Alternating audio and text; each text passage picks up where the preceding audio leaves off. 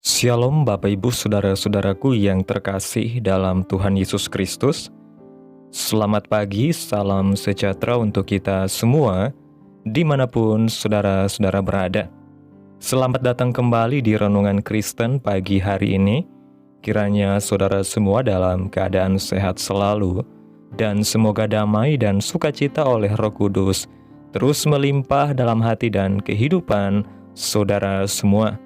Sebelum kita mendengarkan renungan firman Tuhan pada pagi hari ini, mari terlebih dahulu kita berdoa.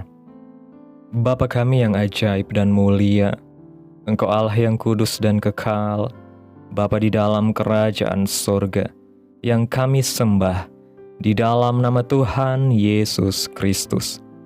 Kami mengucap syukur ya Tuhan oleh karena anugerah-Mu di sepanjang hidup kami, hingga pada hari ini kami boleh ada sebagaimana kami ada, semua karena berkat dan anugerah Tuhan dalam kehidupan kami.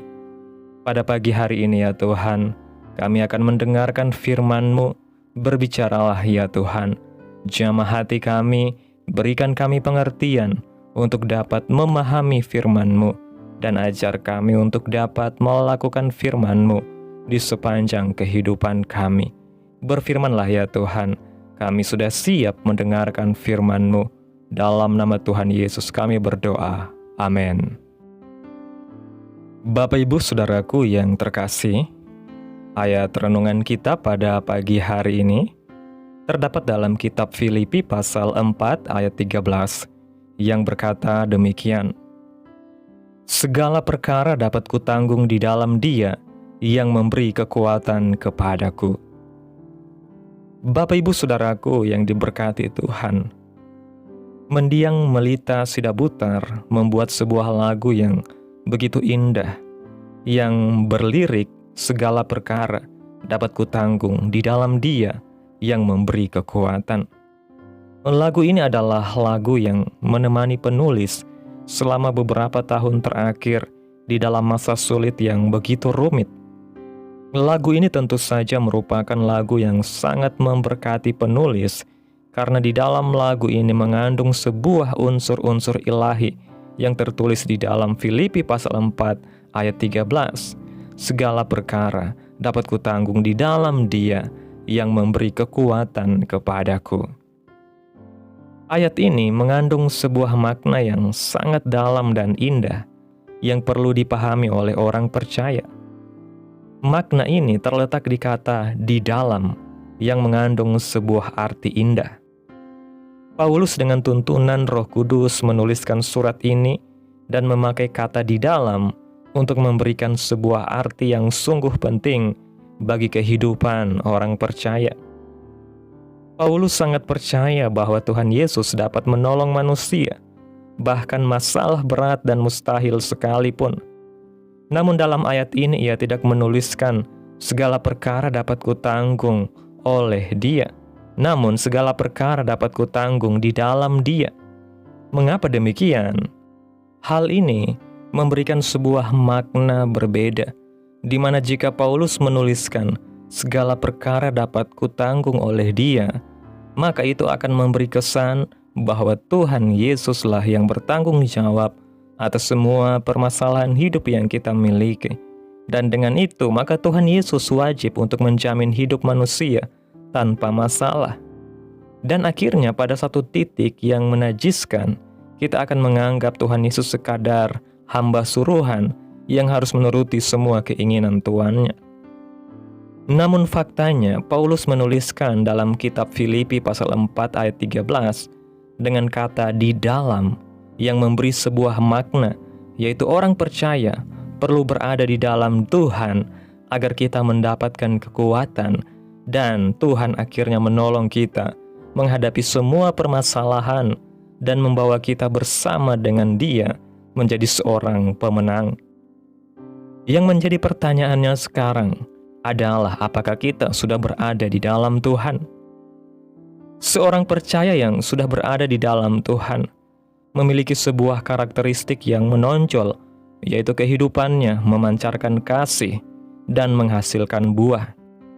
Kedua hal ini dapat terlihat ketika orang percaya berusaha untuk hidup di dalam Tuhan dengan cara membangun hubungan intim bersamanya, yaitu doa, pujian penyembahan, pembacaan perenungan Alkitab, dan puasa. Tuhan Yesus memang sanggup, bahkan sangat sanggup menolong semua masalah yang terjadi di dalam kehidupan kita. Namun sebagai orang percaya yang benar, maka kita perlu hidup berada di dalam Tuhan, sehingga kita tidak jatuh ke dalam dosa, menyalahkan Tuhan, dan agar kita dapat terus berserah pada providensinya Tuhan saja. Bapak Ibu Saudaraku yang diberkati Tuhan, hidup di dalam Tuhan bukanlah sebuah konsep teologis yang abstrak, melainkan sebuah realitas yang harus dialami setiap hari oleh orang percaya. Ketika Paulus menuliskan segala perkara dapat kutanggung di dalam Dia yang memberi kekuatan kepadaku, ia tidak sedang menyampaikan kata-kata indah untuk menghibur diri. Ia menulis ayat ini dari dalam penjara, dalam situasi di mana harapan manusia hampir mustahil. Namun justru di tempat yang paling gelap itulah Paulus menemukan sumber kekuatan sejati. Hidup di dalam Kristus bukan berarti hidup tanpa penderitaan, melainkan hidup yang menemukan makna di tengah penderitaan. Dan Paulus tidak menyangkal rasa sakit, lapar, dingin, atau kesepian. Tetapi di dalam semua itu ia menemukan bahwa kasih Kristus lebih besar dari penderitaannya. Ia menemukan bahwa penghiburan dari Roh Kudus lebih kuat dari ketakutan yang datang silih berganti. Inilah kekuatan ilahi yang bekerja dari dalam, bukan dari luar, kekuatan yang tidak memerlukan keadaan baik untuk tetap bertahan, karena sumbernya bukan dunia, melainkan Kristus sendiri. Ketika kita hidup di dalam Tuhan, kita tidak lagi menunggu keadaan berubah untuk bersyukur, sebab Kristus yang hidup di dalam kita telah mengubah hati kita terlebih dahulu. Hidup di dalam Kristus berarti memiliki perspektif yang baru terhadap segala sesuatu. Dunia mengajarkan bahwa keberhasilan diukur dari apa yang dimiliki, tetapi hidup di dalam Kristus mengajarkan bahwa keberhasilan sejati diukur dari seberapa dalam kita mengenal dan taat kepadanya. Paulus telah mengalami banyak hal yang mungkin membuat orang lain menyerah, yaitu penganiayaan, ditinggalkan teman, bahkan dianggap musuh oleh sebagian umat yang dulu ia layani. Namun semua itu tidak membuatnya kecewa, karena Paulus melihat segala sesuatu dari kacamata Kristus. Ia menyadari bahwa segala perkara yang ia tanggung bukanlah beban, melainkan kesempatan untuk mengalami Kristus lebih dalam lagi. Penderitaan menjadi tempat persekutuan yang paling indah dengan Kristus. Kesesakan menjadi ruang bagi kasih karunia untuk bekerja, dan kelemahan menjadi saluran bagi kuasa Allah untuk dinyatakan. Oleh karena itu, ketika kita mengalami pergumulan yang berat, entah itu penyakit, tekanan ekonomi, atau luka batin yang dalam, janganlah kita merasa Tuhan meninggalkan kita. Justru di saat-saat seperti itulah Kristus memanggil kita untuk lebih masuk ke dalam hadirat-Nya, untuk berdiam di dalam Dia, dan membiarkan kasih serta kuasa Tuhan menopang hidup kita dari dalam. Kekuatan sejati bukanlah tentang berapa banyak masalah yang kita bisa atasi, tetapi tentang seberapa dalam kita melekat kepada Kristus di tengah masalah itu. Hidup di dalam Kristus juga berarti hidup dalam kemenangan yang sejati. Dunia sering salah paham tentang arti kemenangan. Banyak orang menganggap menang berarti semua masalah selesai, semua doa dijawab, semua jalan terbuka. Tetapi Paulus menunjukkan bahwa kemenangan sejati bukanlah ketiadaan masalah, melainkan keberanian untuk tetap percaya meskipun tidak melihat jalan keluar. Kemenangan sejati adalah ketika kita tetap bersyukur meski keadaan tidak berubah, ketika kita tetap mengasihi meski mungkin dikhianati, ketika kita tetap melayani meski tidak dihargai. dan ketika kita tetap berdoa meski belum menerima jawaban doa.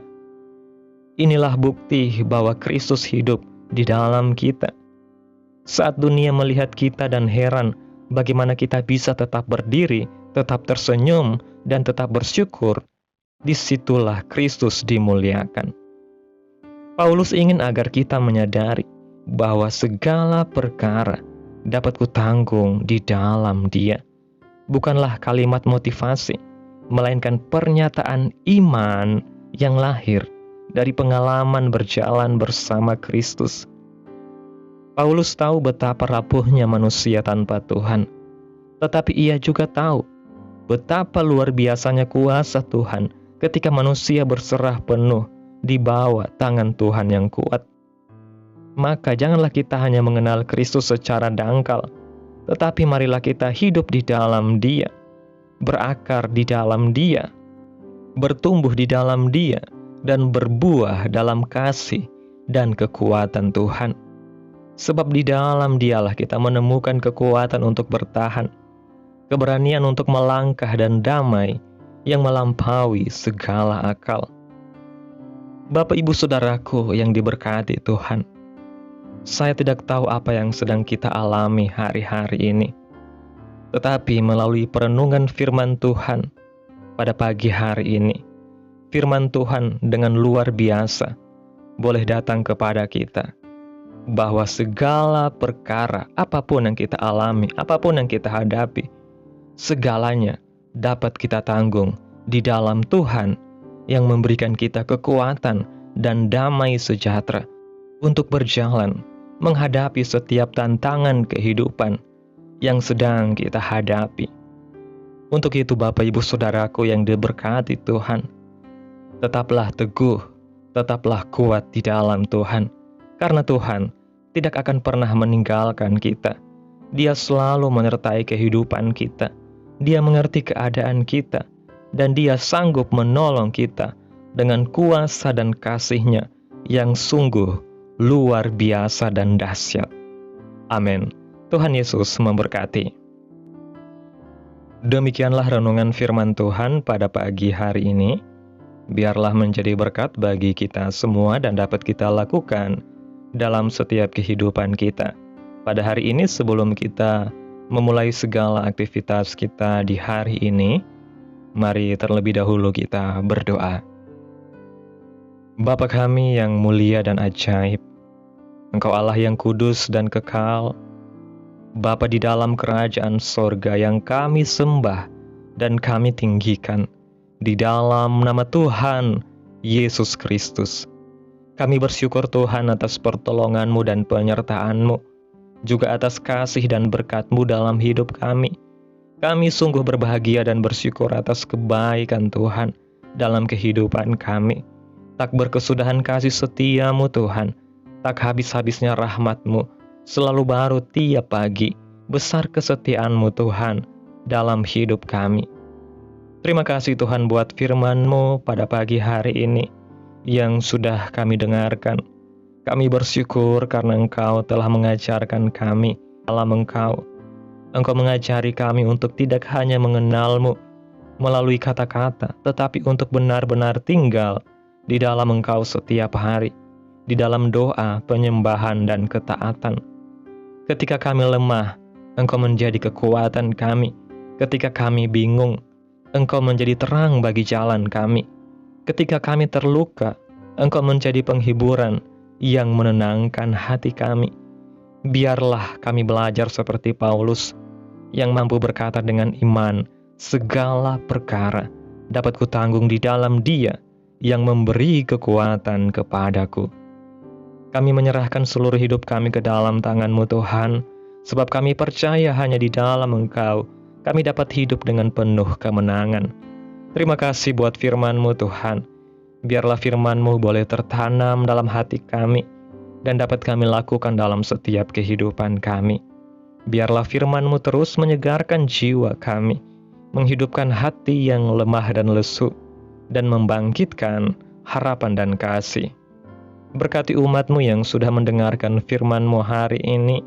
Berkati di setiap saat tempat dan kondisi hidup mereka agar senantiasa selalu merindukan dan membutuhkan firman Tuhan sebagai pelita kebenaran yang memerdekakan dan penghiburan yang menguatkan.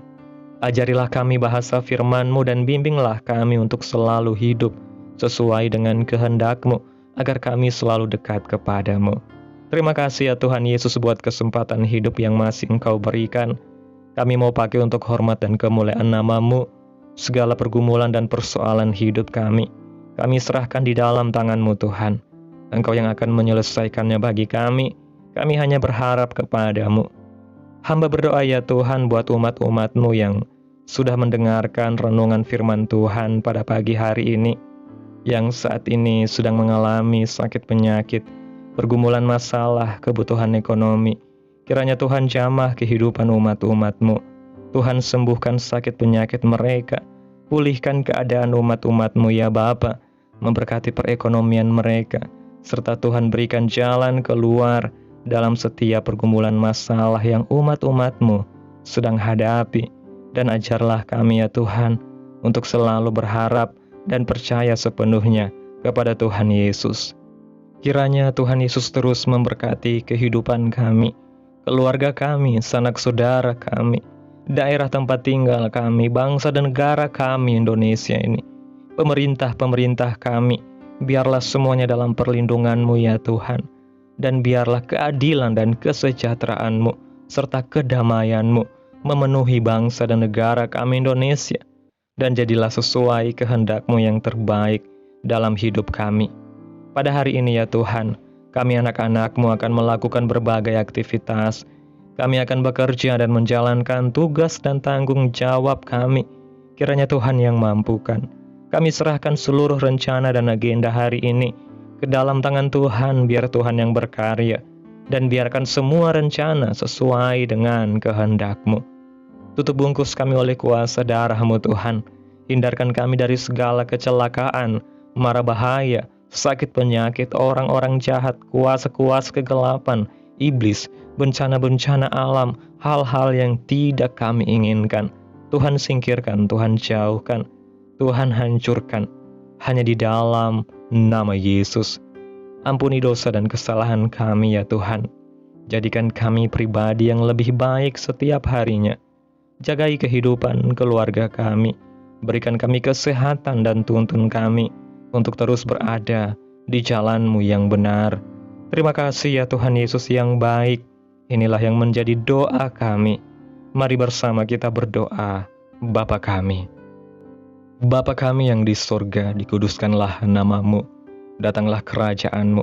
Jadilah kehendak-Mu di bumi seperti di surga. Berikanlah kami pada hari ini makanan kami yang secukupnya.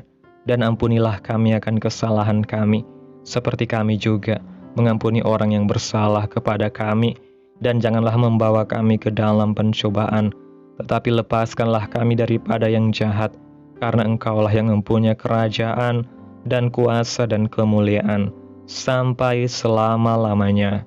Amin. Terimalah berkat Tuhan. Tuhan memberkati engkau dan melindungi engkau. Tuhan menyinari engkau dengan wajah-Nya, dan memberi engkau kasih karunia. Tuhan menghadapkan wajah-Nya kepadamu dan memberi engkau damai sejahtera. Terimalah berkat Tuhan di dalam nama Tuhan Yesus Kristus. Amin. Selamat pagi, selamat beraktivitas. Tuhan Yesus memberkati.